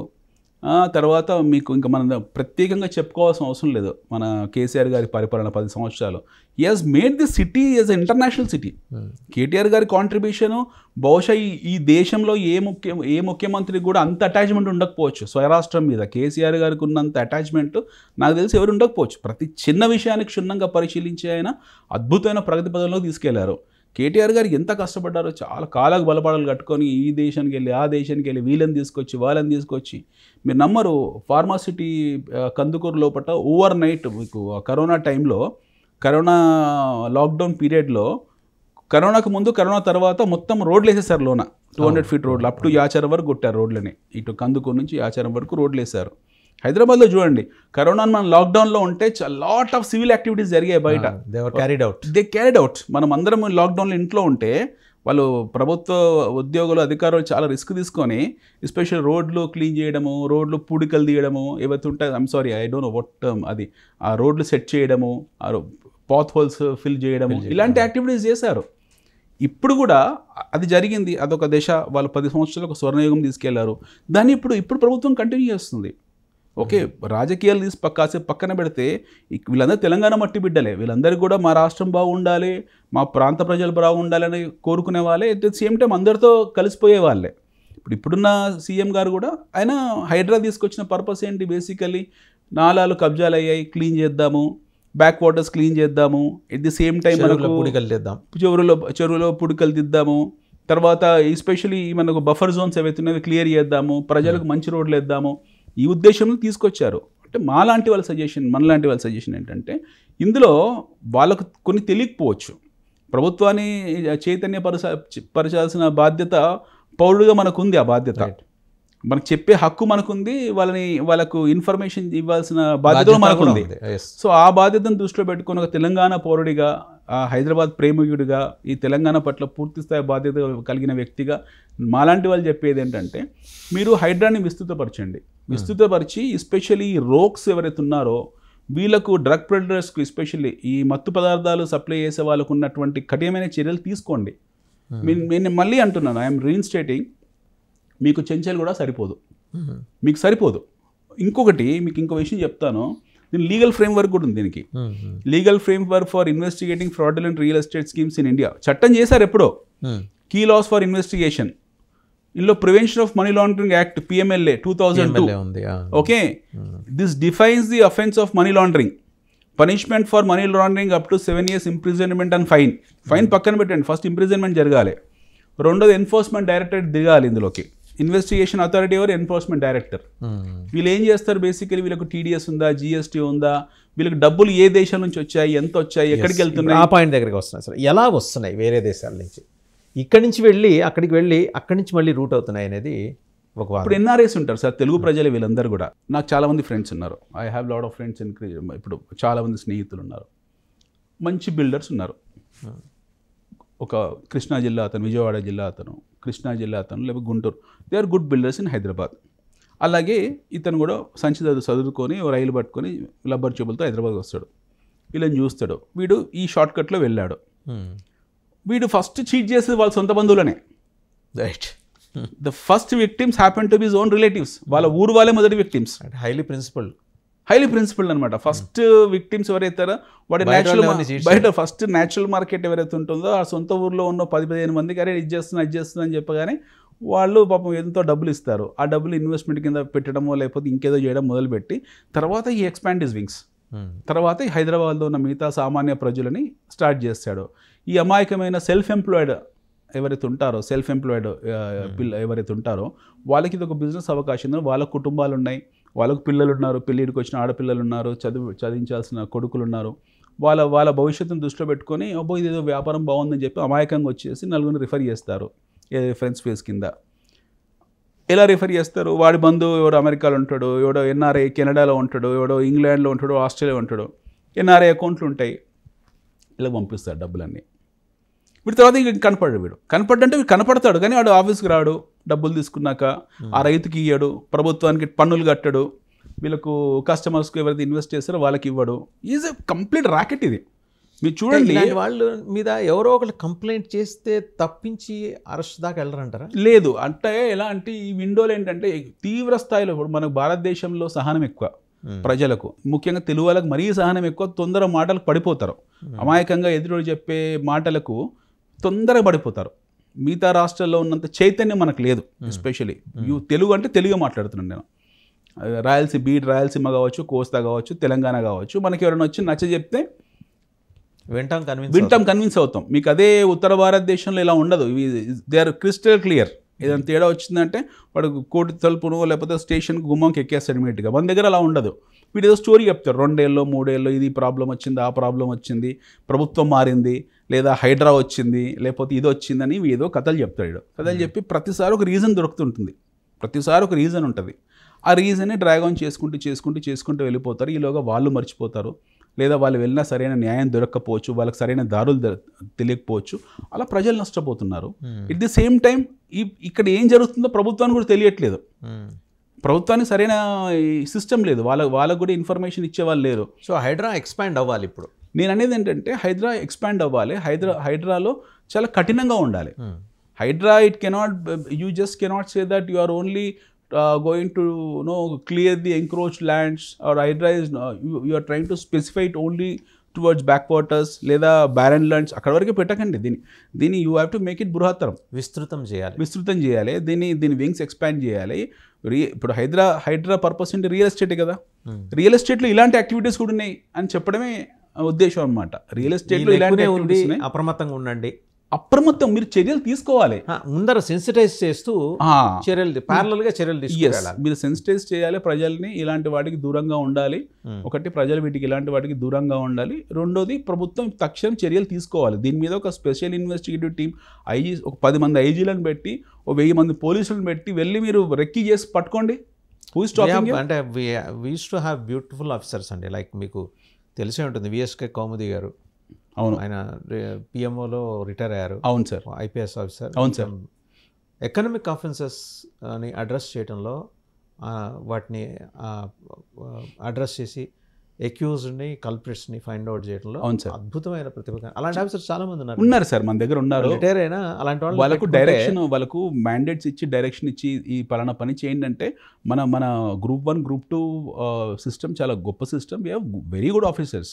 Especially Telangana police are robust police. నేను చాలా గర్వపడతాను నేను మన పోలీస్ వ్యవస్థను చూసి, ముఖ్యంగా మన పోలీస్ వాళ్ళని చూసి. I feel proud always. ఎందుకంటే చాలా సందర్భాల్లో, ఏదో కొన్ని సందర్భాల్లో మిస్ అవుతాయి తప్పిస్తే, గత 10 సంవత్సరాలు చూడండి, మీకు ఒక హ్యాండ్ బ్యాగ్ పైన పట్టేస్తున్నారు, మీకు సెల్ ఫోన్ పైన క్యాచ్ చేస్తున్నారు. మీకు అంటే సర్వైలెన్స్లో ఉన్న లాస్, థెఫ్ట్ ఏదైనా సరే, విత్ ఇన్ ది సర్వైలెన్స్లో ఉన్న లాస్, థెఫ్ట్ ఏదైనా సరే, they are able to recover it. మీకు ఈవెన్ అఫెన్సెస్ ఏమైనా ఉన్న విమెన్ మీద షీ టీమ్స్ ఎక్కడున్నాయండి భారతదేశంలో? మనకు హైదరాబాద్లో ఉన్న సర్వైలెంట్ కెమెరాస్ ఇండియాలో ఎక్కడ లేవు. You have so many cameras, functioning cameras. మాకు కమాండ్ కంట్రోల్, ఎంత బ్యూటిఫుల్ కమాండ్ కంట్రోల్ మనకు ఉంది ఇక్కడ బంజారా హిల్స్లో. లిమిట్స్లో చిటుక్కుమన్న ఇమ్మీడియట్ తెలిసిపోతుంది కదా, ఎవ్రీబడి ఈస్ కాట్. మనం కూడా ఇప్పుడు నేర ప్రవృత్తి అనేది మీరు డైరెక్ట్ ఇప్పుడు నేరం అనగానే మనం అనుకుంటాం రౌడీయిజం, గుండాయిజం, లేకపోతే కొట్టడం, ఈటీజింగ్ అనుకుంటాం. దీనికన్నా దారుణమైన నేరం ఏముంది? ఇది ఎకనామిక్ పెద్ద నేరాలు. ఇవి యాక్చువల్లీ మిడ్ డే దోపిడీ. ఇది అయితే మీకు ఇందాక మనం అనుకున్నట్టు లీగల్ ఫ్రేమ్వర్క్లో మీకు పిఎంఎల్ యాక్ట్ ఉంది, prevention of money laundering act ఉంది, దానికి కఠినమైన చట్టాలు ఉన్నాయి, ఈడీ కింద వస్తుంది. తర్వాత ఐపీసీ సెక్షన్స్ చూడండి ఎన్ని ఉన్నాయో. ఇండియన్ పీనల్ కోడ్ సెక్షన్ ఈ రోజు కాదు, 1860 బ్రిటిష్ కాలం నాటిది. ఇందులో section 420 cheating as dishonesty including delivery of property up to 7 years imprisonment and fine. రెండోది section 406 criminal breach of trust, మోసపూరితంగా అబద్ధాలు చెప్పడము. Section 120B criminal conspiracy. Section 468, 471 forgery for purpose of cheating and using forged documents. Investigation authority, local police economic offence wing, EOW. Okay, ఇంకా మీరు చూడండి income, ఇది అస్సలు ఇప్పుడు మనం ఇక్కడికి వచ్చాము. Income tax act 1961 purpose to detect tax evasion and unaccounted money. Telangana ప్రభుత్వం ఎక్కడ నష్టపోతుంది, రాష్ట్ర ప్రభుత్వం ఖజానాకి ఎక్కడ పోతుంది అంటే ఇప్పుడు అక్కడికి వచ్చాం మనం. Income tax act 1961 purpose to detect tax evasion and accounted money. Section 132 search and seizure operations చేయాలి. సెక్షన్ 68 అన్ఎక్స్ప్లెయిన్డ్ క్యాష్ క్రెడిట్స్, ఇది పట్టాలి. వాడి దగ్గర డబ్బు ఉండకపోవచ్చు, వాడు ఆఫీస్లో చెస్ట్లో పెట్టకపోవచ్చు, ఇంకెక్కడో ట్రాన్స్ఫర్ చేస్తుంటాడు. Investigation authority, local income tax department, మనం వాళ్ళు అలర్ట్ చేయాల్సి ఉంది. కంపెనీస్ యాక్ట్ 2030, ఇది చాలా ఇంపార్టెంట్. వీటికి షాప్స్ అండ్ ఎస్టాబ్లిష్మెంట్ ఉందా, వీటికి టీడీఎస్ ఉందా, వీటికి జిఎస్టీ ఉందా, ఇలాంటి మోడల్ ఆఫ్ బిజినెస్కు అసలు అప్రూవల్ ఉందా, ఏ అథారిటీ అప్రూవల్ ఇచ్చారు. మీకు అగ్రిగోల్డ్ బిజినెస్ మోడల్ కరెక్ట్ కాదన్నప్పుడు ఇది ఎలా కరెక్ట్ అవుతుంది? అవునా కదా? So this is a fraud business activity. Section 447 punishment for fraud. Section 448 false statements in financial records. Investigation authority, serious fraud investigation office, SFIO under ఈ ఎస్ఎఫ్ఐఓకి రాయటం ద్వారా నేను స్కామ్ని బయట తీసుకొచ్చారు మీరు. ఇప్పుడు నెక్స్ట్ వద్దాం. The real estate regulation and development act, RERA 2016 to regulate the real estate sector and protect consumer interest. అసలు ఇక్కడ కన్జ్యూమర్ లేడు, ప్రొటెక్షన్ లేదు. ఇక్కడ చూడండి, మ్యాండేటరీ రిజిస్ట్రేషన్ ఆఫ్ ప్రాజెక్ట్స్ ఎక్కడ చేస్తున్నారు? Revocation of registration if fraud is detected. అసలు దీని మీద ఇన్వెస్టిగేషన్ జరుగుతుందా? Right to file complaints with RERA authority. RERA ఉందన్న విషయం చాలామంది తెలియదు. Investigation authority, RERA regulatory authority, consumer protection act 2019. ఎన్ని ఉన్నాయి చట్టాలు చూడండి మన దేశంలో. ఇప్పుడు ఈ మనం ముఖ్యమైన చట్టాల్లో 4-5 మనం మాట్లాడుకున్నాం. వీటికి సంబంధించి ఇన్ని రకాల ఫ్రాడ్స్ జరుగుతున్నాయని, సరే, whistle blowers like you, did you ever try to bring it to the notice of the government of Telangana? ఇప్పుడు that is what I am doing now. Right. You are in to that now. నా 10 మంది చెప్పడం వల్ల ఉపయోగం కన్నా డైరెక్ట్గా మీకు మీలాంటి వాళ్ళ ద్వారా చెప్పడం వల్ల I will not stop here, I will continue this. Yes, very very good. Okay, I might get what you call, నన్ను ఎవరైనా థ్రెట్స్ రావచ్చు, బెదిరింపు ఫోన్స్ వచ్చినా నా ఆశ్చర్యపోను ఇలా చేస్తున్నాను. Let me be whistle blower, what strong in that? I'm appealing, we are Telangana is losing revenue. ఇప్పుడు మీరు మన అడిగిన ప్రశ్న హైదరాబాద్లో రియల్ ఎస్టేట్ పడిందా అంటే పడలేదు. మన ఫస్ట్ ప్రశ్న కన్సాలిడేషన్ ఫేజ్లో ఉన్నాము, ఇది టేక్ ఆఫ్ అవుతుంది, it may take 1-2 years for this inventory to get exhaust. ఇప్పుడున్న ఇన్వెంటరీ ఎగ్జాస్ట్ అవడానికి 1-2 years పడుతుంది. దీని తర్వాత మళ్ళీ కొత్త ఇన్వెంటరీ ఫామ్ అవుతుంది. Then we have that demand supply equilibrium which will go parallelly. రెండు that we addressed. Second thing, what is HYDRAA all about? HYDRAA is a great move. HYDRAA move అనేది చాలా మంచిది. దాని డ్యూ డిలిజెన్స్ చాలా ఉంది హైడ్రా అని. దాని ఫస్ట్ మూవర్ కాబట్టి జనాలకు కొంచెం పానిక్ ఉంటుంది ఇనీషియల్గా. బట్ ప్రభుత్వం కూడా కొంచెం వివరించి చెప్తే people will understand. We have that sensibilities. Cooperate చేస్తారు. మూడోది, మనీ లాండరింగ్ ఏదైతే జరుగుతుందో ఇందులో, దీన్ని హైడ్రాలో ఇంక్లూడ్ చేయాలి. యాక్చువల్లీ అతిపెద్ద అఫెన్స్ ఇది. దాని పరిధిలోకి తీసుకురావాలి. దీనివల్ల ఏమవుతుంది, assembly needs to pass they have to pass a revolution, చట్టం చేయాలి. దీన్ని పోలీస్ వ్యవస్థలోకి తీసుకురావాలి. దీని స్పెషల్ అఫెన్సివ్ టీం ఒకటి ఏర్పరచాలి. అండ్ చట్టాలు గట్టిగా పటిష్టంగా చేసి ఈ ఫ్రాడ్స్ వీళ్ళు పెద్దవాళ్ళు కాదు. మళ్ళీ మీకు యాజ్ ఐ టోల్డ్, వాళ్ళంతా రబల్ చెప్పుల బ్యాచే. వీళ్ళంతా అమీర్పేటలో అక్కడిక్కడ ఏదో చిన్న చిన్న పనులు చేసుకొని టక్కున రియల్ ఎస్టేట్లోకి వచ్చేసి వీళ్ళు దీన్ని అడ్వాంటేజ్ కింద తీసుకొని ప్రజలు మోసం చేస్తున్న వాళ్ళే. వీళ్ళ వల్ల ఏమవుతుందంటే జెన్యూన్ బిల్డర్స్ ఓ 10-15 వేల కోట్ల రూపాయల ప్రాజెక్ట్స్ ఆగడానికి కారణం వీళ్ళు. సో వీళ్ళని అరికట్టారనుకోండి, మీకు డెఫినెట్గా ఒక సెంటిమెంట్ పాజిటివ్ అవుతుంది. రెండోది, ఆ డబ్బులు జెన్యూన్ బిల్డర్స్ ఎవరైతే ఉన్నారో వాళ్ళ పాకెట్లోకి వెళ్తుంది. బయ్యర్కు కరెక్ట్ ప్రోడక్ట్ దొరుకుతుంది. అండ్ మన మన మన సిస్టమ్ క్లీన్ చేసుకోవాలి. అంటే కన్జ్యూమర్కి జస్టిస్ జరుగుతుంది, కన్జ్యూమర్ జస్టిస్, ఇన్వెస్టర్ జస్టిస్ జరుగుతుంది. హార్డ్ అండ్ మనీ, ప్రజల డబ్బు సార్ అది. అండ్ ఎవరైతే భూములు ఇచ్చారో రైతులకు న్యాయం జరుగుతుంది. తెలంగాణ రైతులు చాలా తీవ్ర స్థాయిలో నష్టపోయారు. మీరు హైదరాబాద్లో తెలంగాణ రైతులు చాలా నష్టపోయారు. తెలంగాణ రైతులు అంటే రంగారెడ్డి జిల్లా, ఇటు మెదక్ జిల్లా కావచ్చు, అటు జైరాబాద్ కావచ్చు. ఎస్, మన హైదరాబాద్ రైతులు వీళ్ళకు కూడా తెలియదు పాపం. వాళ్ళు కూడా ఈ చట్టాల పట్ల వీటి పట్ల అవగాహన లేదు. వాడు కూడా గౌరవిస్తాడు. తెలంగాణ మనిషికి ఉన్న సహజ సిద్ధమైన గుణం ఏంటంటే, ఎవరైనా కొంచెం తీపిగా మాట్లాడి మంచిగా మాట్లాడే వరకు అమాయకంగా ఆ ట్రాప్లో పడిపోతారు.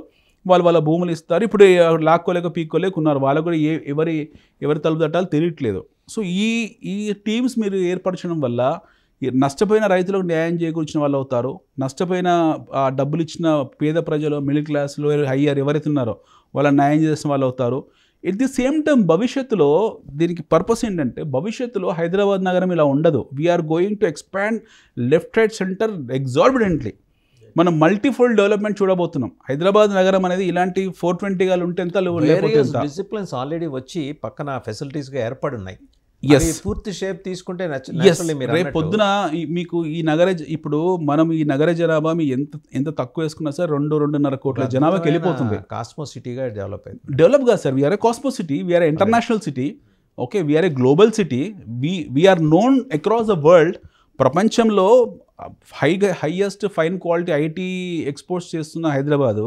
ఇక్కడ నుంచి బెస్ట్ స్కిల్డ్ ఎక్విప్డ్ ప్రొఫెషనల్స్ వెళ్తున్నారు. మన డాక్టర్స్, హాస్పిటాలిటీ టూరిజంకు మనం ఒక హబ్, ఫార్మాకు ఒక హబ్, ఆర్టిఫిషియల్ ఇంటెలిజెన్స్కి hub. At the same time we are going to be the pioneers for this electric revolution. వీటన్నిటికీ మనము హబ్గా మారుతున్నాము. ఇక్కడితో ఆగదు. ఈ సిటీ ఇంకో 100 కిలోమీటర్లకు ఎక్స్పాండ్ అవుతుంది. సో డెఫినెట్గా ఏంటనంటే, ఇలాంటి వాళ్ళని ఇప్పుడే మీరు ఇట్లాంటి యాక్టివిటీస్ని ఇప్పుడే అరెస్ట్ చేసి ఇలాంటి వాళ్ళని వీళ్ళ మీద కఠిన చర్యలు తీసుకొని వీళ్ళు వసూలు చేసిన డబ్బులు, వాళ్ళ ఆస్తులు జప్తీ చేసి అమ్మించి ప్రజలకు న్యాయం చేకూరిస్తే ఇంకొకటి ధైర్యం చేయడు. ఎందుకంటే ఈ రోజు వరకు చూసిన నగరం వేరు, భవిష్యత్తులో వచ్చే 10 ఏళ్ళలో మనం చూడబోయే నగరం వేరు. We are going to be next Delhi sir, trust me. వచ్చే 10 ఏళ్లలో ఇది ఢిల్లీ స్థాయిలో వెళుతుంది. Right, thank you Anil garu, thank you very much. Thank you very much. So చూసాం కదా, అంటే ఇంకా బోల్డ్ అన్ని ఎపిసోడ్స్ మనం చేయాలి in the larger interest of Telangana and Telangana development and real estate సెక్టర్లో జెన్యూన్ బిల్డర్స్ని, జెన్యూన్ పీపుల్ని ఎంకరేజ్ చేసే విధంగా మనం మరిన్ని ఆసక్తికరమైన ఎపిసోడ్స్ చేద్దాం. చూశారు కదా, ఫైనాన్షియల్ అనలిస్ట్ అనిల్ గారు చాలా సమగ్రంగా విశ్లేషించుకుంటూ వచ్చారు. ఎలాగంటే, ఇప్పటిదాకా మనం చూసిన హైదరాబాద్ వేరు, ఇక మీద చూడబోయే హైదరాబాద్ వేరు. మల్టిపుల్ ఫోల్డ్స్లో, మల్టిపుల్ డిసిప్లిన్స్లో హైదరాబాద్ గ్రోత్ ఎలా వస్తూ ఉంది, ఇంకా ఎలా రాబోతోంది అన్నీ వివరించారు. బట్ ఈ క్రమంలో కలుపు మొక్కలు వచ్చి చేరుతున్నాయి. నాన్ తెలంగాణైట్స్ ఎక్కువ మంది అంటే ఎంత మంచి ఉద్దేశంతో వచ్చి బిల్డర్స్కి ఇక్కడ ఎదిగారో అలాగే వాళ్ళలో కొందరు వాళ్ళు కాకుండా కొన్ని సెగ్మెంట్స్ నుంచి వచ్చిన వాళ్ళు కలుపు మొక్కల్లా ఎలా వచ్చి తెలంగాణ ప్రభుత్వ ఆదాయానికి గండి కొడుతున్నారు. ఇప్పటిదాకా ఆయన లెక్క ప్రకారమే దాదాపు 10,000 కోట్ల రూపాయలు తెలంగాణ ప్రభుత్వానికి ఆ ప్రభుత్వ ఆదాయానికి గండి పడింది. హైడ్రాని విస్తృతం చేసి కొన్ని స్ట్రింజెంట్ చట్టాల అమలుకు హైడ్రాకి దానికి అధికారం వెసులుబాటు కల్పించే దిశగా అసెంబ్లీలో తీర్మానం చేసి గనక గొప్ప ఏజెన్సీ అవుతుంది హైడ్రా అనేది. కేవలం ఏదో బ్యాక్ వాటర్స్ని ప్యూరిఫికేషనో లేకపోతే ఎంక్రోచ్మెంట్స్ని తీసేయటమో ఇది కాకుండా హైడ్రా పరిధి చాలా పెద్దది, దాని విస్తృతి చాలా విశాలమైనది. And in the larger interest అది అంటే ఎప్పుడైతే గవర్నమెంట్కి రెవెన్యూస్ పెరుగుతాయో డెవలప్మెంట్ కూడా ప్యారలల్గా కనిపిస్తూ ఉంటుంది. గ్రోత్ ఇంజన్కి ఇవన్నీ సహకరించేవే. ఈ దిశగా చర్యలు తీసుకోవాలని ఆయన గవర్నమెంట్కి అప్పీల్ చేస్తున్నారు. ఇప్పుడు ఆయన చెప్పిన లెక్క ప్రకారం అంటే డొనాల్డ్ ట్రంప్ మాదిరి స్ట్రింజెంట్గా వ్యవహరిస్తే తప్పించి ముఖ్యమంత్రి గారికి వేరే ఆప్షన్స్ లేవు. అంతే ముక్సూడితనంతో, అంతే మొండితనంతో మంచి కోసం, భవిష్యత్ తరాల మంచి కోసం ముఖ్యమంత్రి వ్యవహరించాలని నేను విజ్ఞప్తి చేస్తున్నాను. Thank you very much Anil garu. Thank you sir.